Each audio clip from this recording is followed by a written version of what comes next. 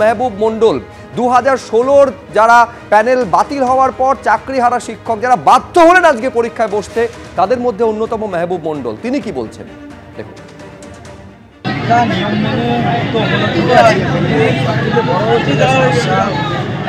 পরীক্ষার হলে ঢুকেছি তখন থেকে নার্ভাস ফিল করেছি, প্রচণ্ড অস্বস্তি ফিল করেছি।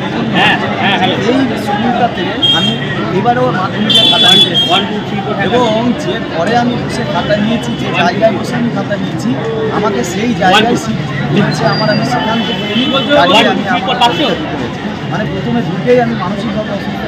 6 বছর পরে পরীক্ষা, 6 বছর পরে পরীক্ষা হোক, কিন্তু যারা নতুন তাদের জন্য পরীক্ষা, কিন্তু একটা সিস্টেমেটিক মানে প্রাতিষ্ঠানিক পরিকল্পনা করে মানুষকে ধ্বংস করে দেওয়ার রাষ্ট্রীয় চক্রান্ত, বিচার বিভাগকে সঙ্গে নিয়ে, সেটা আমাদের। আমি সরাসরি গড়ফাতে চলে যাব। ঐশী মুখোপাধ্যায় আমাদের সঙ্গে রয়েছেন। বড় প্রশ্ন এটা ঐশী, যে স্বচ্ছ কলমে করে তারা পরীক্ষাটা দিলেন, কিন্তু স্বচ্ছ কলমে যে পরীক্ষাটা তারা দিলেন সেই পরীক্ষাটা আলটিমেটলি কতটা স্বচ্ছ হলো, এইটা বড় প্রশ্ন।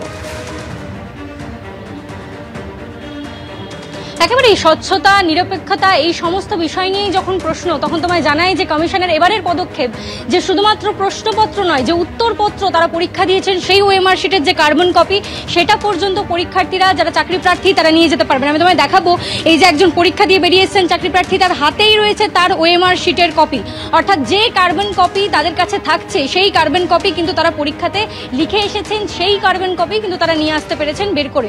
তাদেরকে জিজ্ঞেস করবো, এই যে এত ট্রান্সপারেন্সি, কি মনে হয় এরপরেও কি দুর্নীতি সম্ভব, মানে হতে পারে? সেটা তো এখন দেখার বিষয়। আমরা আমাদের মতো যতটা এখনো পর্যন্ত যে মানে প্রক্রিয়াটা স্বচ্ছই আছে, কোনো অসুবিধা হয়নি, তারপর তো দেখা যাবে। কমিশনের উপর ভরসা রাখতে পারছেন এই যে আপনাদেরকে ওএমআর শিটের কার্বন কপি পর্যন্ত দিয়ে? এটা তো ভবিষ্যৎ বলবে, আমরা কি বলবো। অন্যান্য যেসব এক্সাম দিই, মানে নেট গেট এই ধরনের এক্সামে কিন্তু ম্যাক্সিমাম ক্ষেত্রে এটা আমরা পেয়ে থাকি। ওএমআর শিটের কার্বন কপি আমরা আগে অন্যান্য এক্সামে পেয়েছি, তো এটা দেওয়াটাই ঠিকঠাক প্রসিডিওর আর কি। দিয়েছে পরীক্ষাতে যে বিপুল দুর্নীতি, কি মনে হয় এবারে সেই দুর্নীতি মুক্ত পরীক্ষা সম্পন্ন করতে পারলো এসএসসি? নিয়োগ প্রক্রিয়া সম্পন্ন করতে পারবে দুর্নীতি মুক্ত ভাবে? মানে আমরা এক্সপেক্ট করতে পারি তাই যেন হয়, তার বেশি তো আমাদের হাতে কিছু নেই। এক্সপেক্ট করছি, আশা করি এবারে করবে অ্যাটলিস্ট। প্রায়র এক্সপেরিয়েন্স আগে যেরকম দেখেছেন, কি মনে হচ্ছে এবার পারবে এসএসসি? ভরসা আছে আপনাদের?